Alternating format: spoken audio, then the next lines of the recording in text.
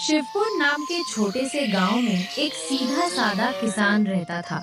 नाम था हरिनाथ। भगवान शिव का सच्चा भक्त, मेहनती और मन से बहुत शांत। हर दिन की शुरुआत को भगवान भोलेनाथ के नाम से करता था। गोमती, मैं जरा मंदिर होकर आता हूँ। भोलेनाथ का नाम लिए बिना तो दिन शुरू ही नहीं होता।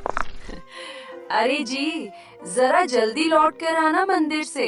सूरज निकल आया है और खेतों का काम आपका इंतजार कर रहा है। ठीक है गोमती, अभी जाता हूँ। ओम नमः शिवाय, ओम नमः शिवाय, ओम नमः शिवाय, ओम नमः शिवाय, ओम नमः शिवाय, ओम नमः शिवाय, ओम नमः शिवाय, ओम नमः शिवाय, ओम नमः शिवाय, ओम नमः शिवाय, ओम नमः शिवाय, ओम नमः शिवाय। हे भोलेनाथ, आपकी कृपा से ही मेरा हर काम बन रहा है। करते आप हो और नाम मेरा हो जाता है। बस प्रभु, ऐसी ही कृपा मेरे परिवार पर बनाए रखना और सबका भला करना। हे महादेव, हर हर महादेव। हरिनाथ के जीवन में पूजा और मेहनत दोनों का बराबर हिस्सा था। भक्ति उसकी आत्मा थी और खेती उसका धर्म। माँ, आज फिर पिताजी मंदिर गए हैं क्या? हाँ बेटा, वही तो रोज की तरह जल चढ़ाने गए हैं। इतनी सुबह सुबह रोज जाते हैं? क्या भगवान को बुरा लगता है अगर कोई एक दिन पूजा ना करे?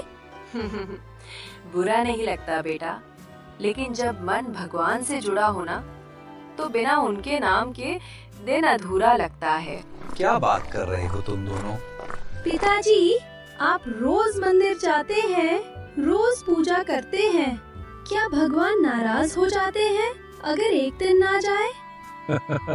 नाराज? नहीं बेटा, भगवान नाराज नहीं होते। वो तो बस इंतजार करते हैं अपने भक्तों की आवाज का। तो फिर आप रोज क्यों जाते हैं? क्योंकि जब मन में विश्वास होता है तो डर नहीं रहता बेटा। जो कुछ भी होता है, अच्छा या बुरा, वो सब उसी के इशारे से होता है। और जब मन में उसका नाम होता है तो जीवन की मुश्किलें भी छोटी लगती हैं। मतलब अगर मैं भी रोज उनका नाम लूं तो मेरे डर भी खत्म हो जाएंगे। बिल्कुल, लेकिन नाम लेने से ज्यादा जरूरी है सच्चे मन से याद करना। अरे, सही कहा तुम्हारे पिताजी ने। भोलेनाथ के भक्तों का तो सबसे बड़ा सहारा विश्वास ही होता है। माँ, क्या भगवान हमारी बातें सुनते हैं? हाँ बेटा, सब सुनते हैं। लेकिन अगर तुम अपनी बात सीधे भगवान को बताना चाहो तो उनके वाहन नंदी के कान में कह देना। सच में माँ, नंदी सुनते हैं? हाँ बेटा, नंदी भोलेनाथ के सबसे प्यारे साथी हैं। जो बात नंदी के कान में कही जाए वो सीधे भोलेनाथ तक पहुंच जाती है। पर याद रखना मोहन, भगवान से कुछ मांगना नहीं, बस कहना कि तुम उनसे प्रेम करते हो। बाकी वो खुद जान जाते हैं कि तुम्हें क्या चाहिए। तो आज रात मैं भी नंदी के कान में बात करूँगा। जरूर करना, लेकिन ये भी कहना कि तुम पढ़ाई में मेहनत करोगे। और खेतों में भी मदद करोगे। उस शाम जब सूरज ढल रहा था, मोहन मंदिर के सामने बैठा था। नंदी की मूर्ति के पास झुककर धीरे से कुछ कह रहा था। शायद पहली बार उसने भगवान से अपने दिल की बात कही थी।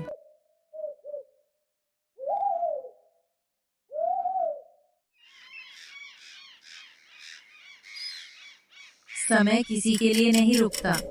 देखते ही देखते 8 साल बीत गए। छोटा मोहन अब जवान हो चुका था, लेकिन इस बार के मौसम के साथ घर में एक नई चिंता भी आ गई थी। माँ, पिताजी की तबीयत तो रोज बिगड़ती जा रही है। खेत कैसे जोतेंगे इस बार? बेटा, मैं भी यही सोच रही हूँ। अब ना नए बैल खरीदने के पैसे हैं, ना कोई उधार देने को तैयार है। सारे गांव वाले अपने हाल में लगे हैं। अब क्या करें पिताजी? ये खेती बिना बैलों के कैसे चलेगी? बेटा, जब हालात कठिन हो तभी आदमी की असली परीक्षा होती है। डरना मत, धैर्य रखो। जो होगा भोलेनाथ की इच्छा से ही होगा। पर भोलेनाथ भी तो देख रहे हैं ना पिताजी, कितने सालों से उनकी पूजा कर रहे हैं हम। कभी तो कृपा होनी चाहिए। मोहन, कृपा हमेशा होती है, बस हम उसे पहचान नहीं पाते। कभी वो धैर्य के रूप में आती है, कभी सबक के रूप में। हरिनाथ के शब्द मोहन के दिल में उतर गए, लेकिन युवा मन बेचैन था। उसे समझ नहीं आ रहा था कि भगवान की कृपा इस समय कैसी हो सकती है। उस रात घर में सब सो चुके थे, पर मोहन के मन में तूफान चल रहा था। पिता की तबीयत, खेत की हालत और घर की चिंता, सब कुछ उसके दिल पर भारी था।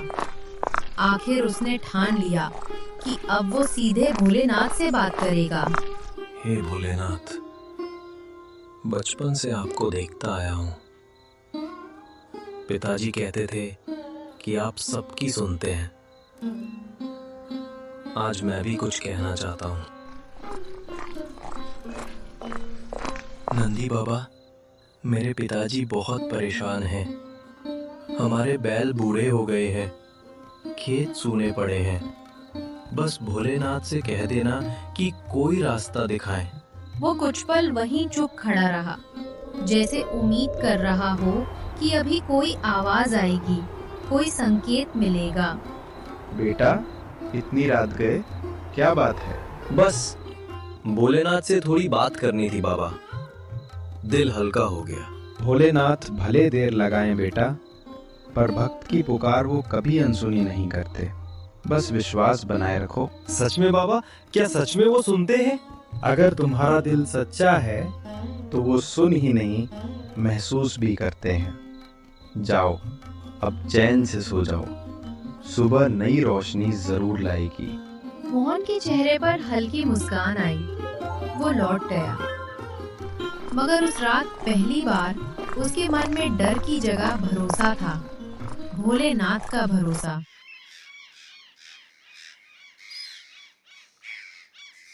अगले दिन सूरज ढलने को था। मोहन खेत से थका हारा लौट रहा था। माथे पर पसीना, मन में चिंता और होठों पर वही सवाल, क्या भोलेनाथ मेरी सुनेंगे? उसी वक्त रास्ते में एक अनजानी सी घटना होने वाली थी। बेटा, जरा सुनो, मेरा ये साथी प्यासा है। क्या पास में कहीं पानी मिलेगा? बिल्कुल बाबा, मेरे घर पास में ही है। वहाँ आप आराम भी कर लीजिए और बैल के लिए पानी भी मिलेगा। परंतु बेटा, तुम परेशान हो जाओगे। कोई बात नहीं, मैं कुछ और उपाय सोच लूंगा। बाबा, इसमें सोचने की क्या बात है? आपका साथी प्यासा है और मेरा घर यही पास में है। आइए, अब आप मेरे साथ चलिए। बहुत अच्छी बातें करते हो बेटा। तुम्हारे माता पिता ने तुम्हें बहुत अच्छे संस्कार दिए हैं। ये तो उन्होंने ही सिखाया है मुझे बाबा, कि हर जीव भगवान शिव का ही अंश है और इसी वजह से हमें हर किसी की मदद करनी चाहिए। अति उत्तम बेटा, चलो अब तुम्हारे निवास पर चलते हैं। जी बाबा। लखन बाबा को घर ले जाता है और उस बैल को बाहर पानी पिलाकर बाबा को अंदर आने के लिए कहता है। हरिनंद के बीमार होने की वजह से वो अपने कमरे में ही था। गोमती बाबा के लिए पानी और मिठाई लाती है। बहुत बढ़िया मिठाई है बेटी। धन्यवाद बाबा। बाबा, आप यदि चाहें तो यही ठहर जाइए। अब इस समय आप निवास स्थान कहाँ ढूंढेंगे? मैं तो वैरागी हूँ पुत्र। ये आसमान ही मेरी छत है और धरती मेरा घर। तुम मेरी चिंता मत करो। क्या घर में बस तुम दोनों ही रहते हो? नहीं बाबा, मोहन के पिता भी हैं।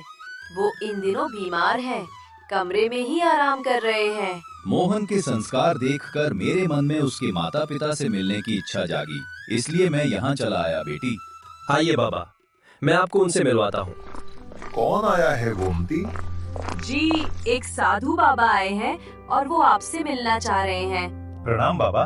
कल्याण हो पुत्र। हरिनंद जैसे ही बाबा को देखता है, उसकी आंखों में आंसू झलक आते हैं और बाबा के चेहरे पर वही सरल मुस्कान आ जाती है।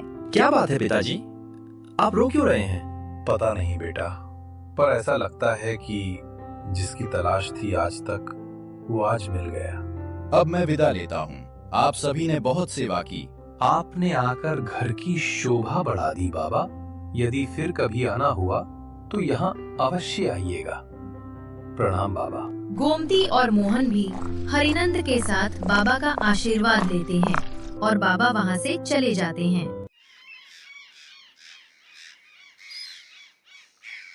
अगली सुबह मोहन देखता है कि बाबा का बैल वहीं है। माँ, पिताजी, जरा बाहर आइए। क्या हुआ बेटा? देखिए ना माँ, बाबा अपने मित्र को यहीं भूल गए हैं, पर वो इसे साथ क्यों नहीं ले गए? कहीं बाबा इसे भूल तो नहीं गए? एक काम करते हैं, हम इस बैल की अच्छी तरह देखभाल करेंगे ताकि जब बाबा लौटें तो उनका मित्र उन्हें अच्छे स्वास्थ्य में मिले। जैसा आप कहिए पिताजी। गोमती, जब से बाबा यहाँ आए हैं मेरी तबीयत कुछ ठीक लगने लगी है। बस थोड़ा दर्द अब भी बाकी है। अब काम पर ध्यान देना होगा। मैं जरा खेतों में जाकर देखता हूँ। मैं भी चलूंगा पिताजी। तो आप दोनों जाकर आइए, मैं तब तक खाना तैयार कर लेती हूँ। हरिनंद मोहन के साथ खेत की ओर जाता है। लंबे समय से उसकी तबीयत ठीक न होने के कारण खेत का काम अधूरा पड़ा था। दोनों चुपचाप खेत का हाल देख रहे थे कि तभी वहाँ बाबा के साथ आया बैल आ जाता है। मोहन दौड़ता हुआ हरिनंद के पास आता है। पिताजी। क्या बात है बेटा? पिताजी देखिए, बाबा का बैल भी यहाँ आ गया। क्या हम आज इससे हल चलवा कर देखें? नहीं बेटा, हम इसे हल चलाने के लिए मजबूर नहीं कर सकते। बाबा इसे हमारे पास छोड़ गए हैं। ये उनकी धरोहर है। तभी वो बैल हल छूता है। अब तो ये भी जैसे कह रहा है पिताजी, आप एक बार कोशिश तो कीजिए ना। जब ये नहीं करना चाहेगा तब हम हल हटा देंगे। ठीक है बेटा, देखते हैं भोलेनाथ की क्या इच्छा है। हरिनंद ने मोहन की बात मानकर बैल पर हल लगा दिया। जैसे ही बैल ने हल खींचना शुरू किया, वो अकेले ही पूरे खेत को जोतने लगा। घंटे भर में सारा काम पूरा हो गया। हरिनंद हैरानी से उसे देखता और मोहन की आंखों में खुशी का कोई ठिकाना नहीं रहा।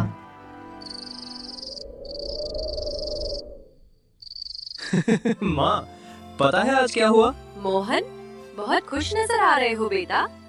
ऐसी क्या बात हो गई आज? माँ, आज बाबा के बैल ने सारे खेतों का काम अकेले ही कर दिया, वो भी सिर्फ 1 घंटे में। क्या? सच में? हाँ सच। मानो दर्जनों बैलों का बल एक इस अकेले में समा गया हो। और इतना सारा काम करने के बाद भी जरा थकान नहीं दिखी इसमें। ये तो स्वयं भोलेनाथ की कृपा लगती है।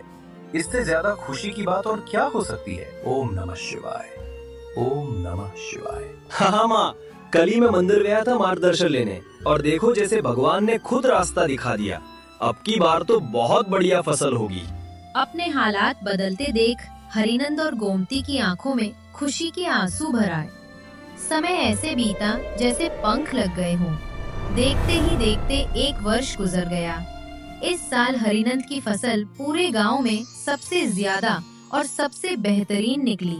भगवान की कृपा से उसे अच्छा खासा धन मिला और उनके जीवन में सुख शांति लौट आई। धीरे धीरे पूरे गांव में चर्चा फैलने लगी। हरिनंद के खेतों में एक चमत्कारी बैल है। लोग कहते थे वो अकेले ही पूरे खेत जोत देता है, मानो किसी देव शक्ति से भरा हो। इस खबर की गूंज पास के गांव तक पहुंच गई।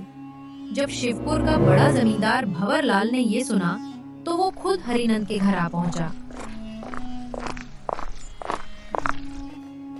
क्या बात है भंवरलाल, कैसे आना हुआ? कुछ हुआ नहीं हरिनंद, बस सुना कि इस बार तुम्हारी फसल पूरे गांव में सबसे बढ़िया हुई है। सो सोचा अगर कोई तरीका जानते हो तो हमें भी बताओ, ताकि पूरा गांव तरक्की करे। इसमें मेरा कोई हाथ नहीं भंवरलाल, मेरी तबीयत तो ठीक भी नहीं रहती। तो आखिर ये सब हुआ कैसे? वो ऐसे कि हमारे घर भगवान की कृपा से एक बैल आया है। उसमें मानो दर्जनों बैलों की शक्ति है। जब से उसने हल चलाना शुरू किया है तब से मेरी फसल दिन दूनी रात चौगुनी बढ़ी है। हरिनाथ, मैं सीधा आदमी हूँ, बात घुमा फिरा कर नहीं करता। ऐसा करो, ये बैल मुझे दे दो, मैं इसकी अच्छी कीमत दूंगा। आखिर मेरे पास जमीन भी बहुत है, काम में आ जाएगा। भंवरलाल, मैं तुम्हें ये बैल बेच नहीं सकता। ये हमारे नहीं उन बाबा का है जो इसे यहाँ छोड़ गए थे। वे जरूर लौटेंगे इसे लेने। तब तक हमारा काम बस इसका ध्यान रखना है। साफ साफ क्यों नहीं कहते कि सारा फायदा खुद रखना चाहते हो हरिनाथ? ऐसे बहाने मत बनाओ। और अगर ये बैल किसी और का है तो फिर इससे अपने खेतों में काम क्यों करवाया? आप जो सोचना चाहें सोच सकते हैं भवलाल, लेकिन सच यही है कि ये बैल हमारे पास बाबा की धरोहर है। इसका हमें ध्यान रखना है। और जहाँ तक काम की बात है तो ये हल मैंने नहीं, इसने खुद चुना है। तो तुम बहाने बनाते रहोगे। मैं चलता हूँ। यहाँ बात करके कोई लाभ नहीं मिलने वाला। जब जरूरत पड़ेगी तब तुम खुद ही इसे बेच दोगे। भंवरलाल वहाँ से घर चला जाता है और जब पूरा गांव नींद में डूबा था, वो अपने 2 आदमियों के साथ हरिनाथ के बैल को छुप कर ले जाने लगता है।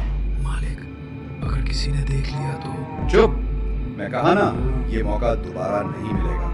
नौकर रस्सी लेकर बैल के पास जाता है, लेकिन जैसे ही वह बैल के गले में डालने की कोशिश करता है, रस्सी अपने आप छोटी होने लगती है। मालिक, ये क्या हो रहा है? रस्सी सिकुड़ रही है। क्या बकवास कर रहा है तू? बांध जल्दी। मालिक, ये तो साधारण बैल नहीं है। ऐसा करो, इसे उठाने की कोशिश करो। दोनों ने पूरी ताकत से धक्का लगाया, पर बैल जरा भी नहीं हिला, मानो उसके भीतर धरती का सारा भार समा गया हो। भंवरलाल जी, मैं तो इसे इस जगह से हिला भी नहीं पा रहा हूँ। लगता है हरिनाथ सही कह रहा था। यह अवश्य कोई दिव्य जानवर है। तभी बैल ने अचानक अपने आप को बचाने के लिए तीनों की ओर झटका मारा। भंवरलाल और उसके 2 साथी डर के मारे चिल्लाते हुए वहाँ से भाग जाते हैं। इस घटना को कई वर्ष बीत गए। हरिनाथ का परिवार फिर से खुशहाल हो गया। मोहन अब जवान हो चुका था। एक सुबह मोहन ने देखा कि वो बैल वहाँ से गायब हो गया। पिताजी, पिताजी! क्या हुआ मोहन? पिताजी, हमारा बैल कहीं चला गया है। मैंने सब जगह ढूंढ लिया, पर कहीं नहीं मिला। अब हम उन बाबा के सामने क्या कहेंगे? क्या जवाब देंगे? लगता है तुम अब तक नहीं समझे बेटा। वो लौट गया है अपने असली मालिक के पास। वो साधारण बैल नहीं था बेटा, ये तो भोलेनाथ का दूध था। बाबा बैल को हमारे पास छोड़ गए थे, और अब जब तुम जवान हो गए हो, तुम्हें खुद मेहनत करनी चाहिए और अपने पथ पर चलना चाहिए। पर पिताजी? बेटा, भोलेनाथ अपने सभी भक्तों पर नजर रखते हैं, और जान लो, अगर कोई उनका भक्त ना भी हो लेकिन कष्ट में हो, तो भगवान भोलेनाथ उसे भी नहीं छोड़ते। वो सबका भला करते हैं बिना कोई भेदभाव किए। बेटा, उस दिन उसका जाने का समय नहीं था, इसलिए वो हमारे पास रुका रहा। अब जब उसके विदा लेने का समय आ गया था तो वो चला गया। हरिनाथ और मोहन को अचानक अपने सिर पर एक हल्का दिव्य स्पर्श महसूस हुआ, मानो स्वयं भगवान ने उन्हें आशीर्वाद दिया हो। दोनों की आंखों में खुशी और श्रद्धा के आंसू भर आए। उन्होंने सिर झुकाया और हाथ जोड़कर एक साथ प्रभु की जय जयकार करने लगे।